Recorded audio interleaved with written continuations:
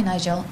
Keir Starmer is reportedly seriously considering introducing digital ID to tackle immigration. Yes, it's a Blairite idea. I'm sure that Tony Blair would have us all microchipped. There is certainly rising public anger out there in the country.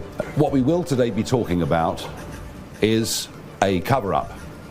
A cover-up that in many ways is reminiscent of what happened after the Southport killings last year.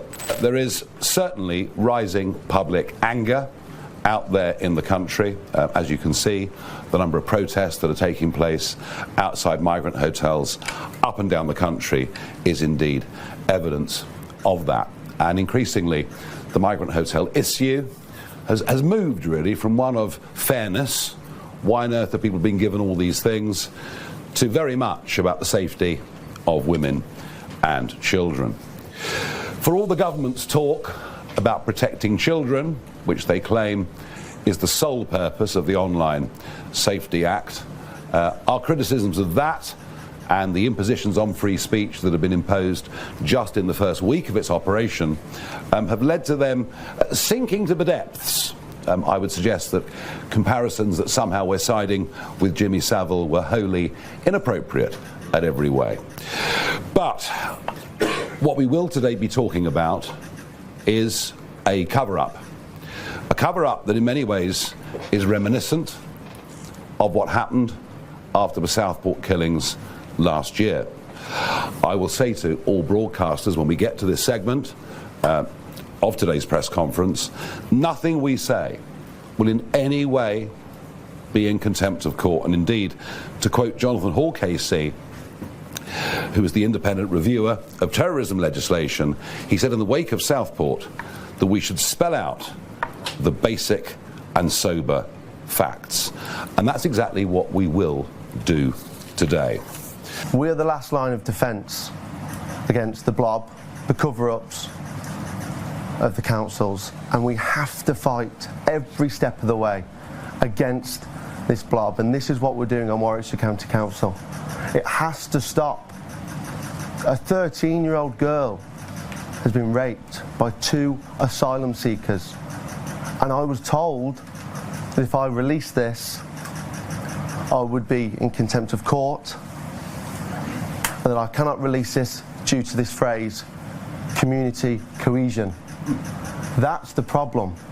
They're trying to cover up the minority, the people that are coming and going from boats illegally, and the people of Nuneaton are hurt.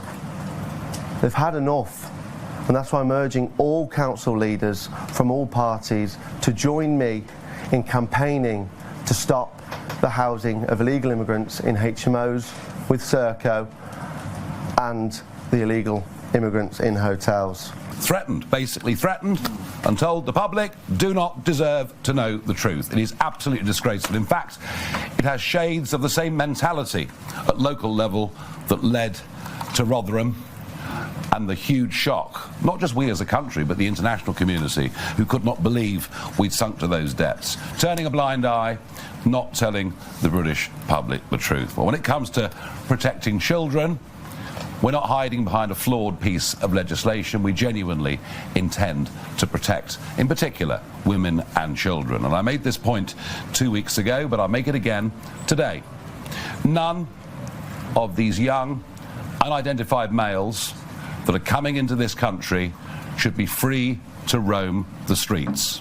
They should be detained ahead of them being deported.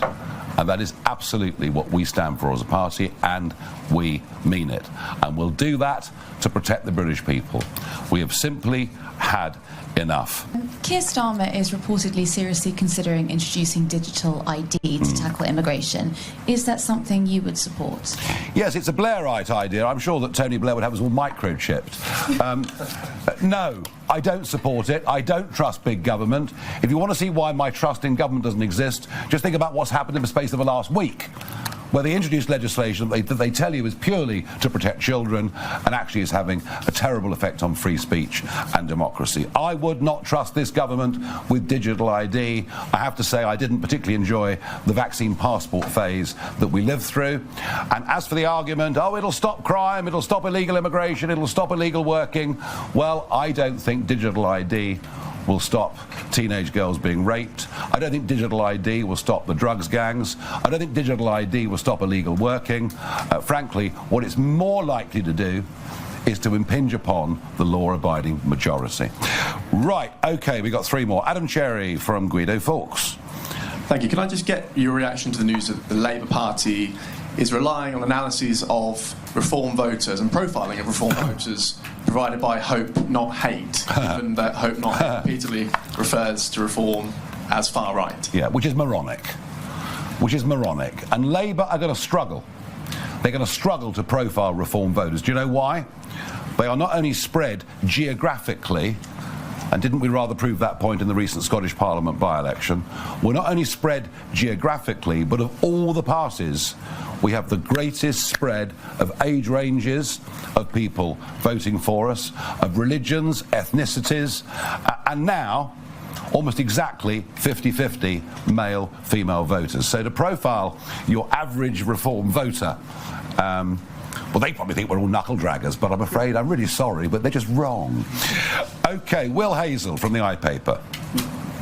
Hello, thank you. Vanessa Frakes spoke about the desperate need for investment in the prison estate very powerfully. Is that consistent with the very significant tax cuts you're offering? And just on tax, I'm not sure if you've seen, but Neil Kinnock has urged Rachel Reeves to extend VAT to private healthcare in the same way that Labour did with Brilliant. Schools. Could I get your reaction? Oh, well, that Kinnock chap's marvellous, isn't he? Why don't we get everyone to emigrate? You know, the talk of wealth taxes. I mean, can you not see what's happening? There is an exodus from this country of high taxpayers. There is an exodus from this country of young people who are not yet big earners, but many of whom are the entrepreneurs of the future. I understand 54 schools have closed, private schools have closed this year already. Rather than putting VAT on premiums that you pay to private healthcare, perhaps if we gave people a bit of tax relief on paying for private healthcare, we might just relieve the pressure off the National Health Service. So I think they've got this all completely the wrong way around. Last question, Jessica Elgert from The Guardian. Hi there, Nigel. Are you in any way concerned that the comments Mr Finch made earlier might put a trial and a potential conviction No. risk? And I'm not talking about the comments about his immigration status, but about some of the terms he used to describe the case. Well, I can imagine if I was leader of Warwickshire County Council and I was getting the level of distress from voters and residents that George is feeling, if that means that he was slightly emotional, well, do you know what? Good. Perhaps we really do need to start actually really thinking and caring about protecting children. And that means these young men should not be free to walk our streets. We're not just talking here about protecting children, we genuinely intend to do it.